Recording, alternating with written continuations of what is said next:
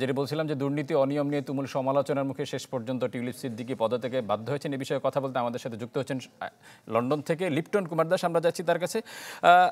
Lipton, যেটি তদন্ত কর্মকর্তা যেখানে তার অনিয়মের প্রমাণ পায়নি, সেখানে কি ইমেজ সংকটের কারণে শেষ পর্যন্ত পদত্যাগে বাধ্য হলেন? অর্থাৎ আওয়ামী সংশ্লিষ্টটাই কি তার জন্য কাল হয়ে দাঁড়ালো কিনা?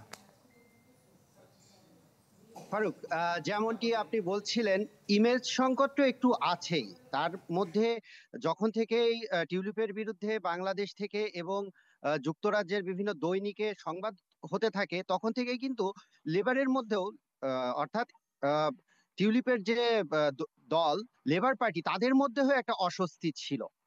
তো শেষ পর্যন্ত এইটাকে অস্বস্তি না বলে আপনি যুক্তরাজ্যের রাজনৈতিক সংস্কৃতি বলতে পারেন।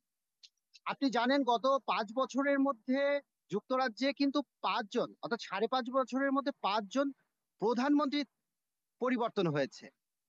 যুক্তরাজ্যের রাজনৈতিক সংস্কৃতিতে এটা একটা স্বাভাবিক ব্যাপার যে কারো বিরুদ্ধে কোনো অভিযোগ উঠলে বা কারো বিরুদ্ধে কোনো আহ, গুরুতর অভিযোগ উঠলে তারা তাদের পদ থেকে সরে দাঁড়ান।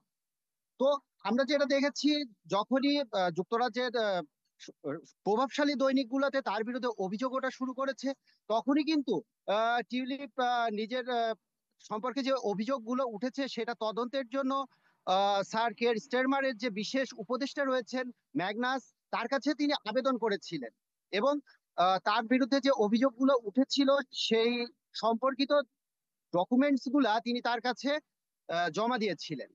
সেই ডকুমেন্টস গুলা বিশ্লেষণ করে গতকালই যখন ম্যাগনাস তার প্রতিবেদনটা দাখিল করে, এরপরেই কিন্তু আমরা খবর পাই যে টিউলিপ তার নিজের অবস্থান থেকে সরে গেছেন, অর্থাৎ তিনি আর মন্ত্রী পদে থাকছেন না।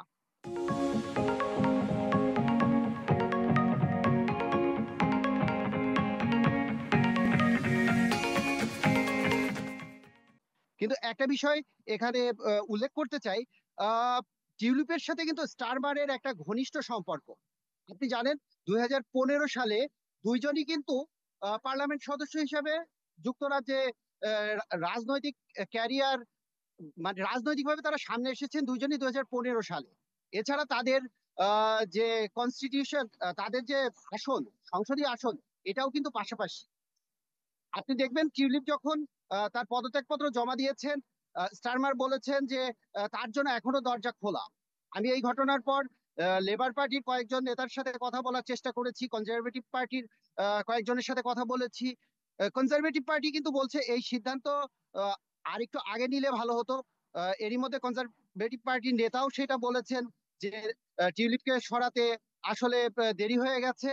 তো এটা আমরা শেষ পর্যন্ত বলতেই পারি যে একটা অস্বস্তি থেকেই তিনি সরে গেছেন, যেহেতু আহ, আহ, স্যার স্টারমারের বিশেষ উপদেষ্টা বলেছেন তার বিরুদ্ধে কোনো অভিযোগ পাওয়া যায়নি, তারপরেও যেহেতু সে সরে দাঁড়িয়েছে, তার মানে এটা আমরা বলতেই পারি যে অস্বস্তির জায়গা থেকেই তিনি সরে গেছেন।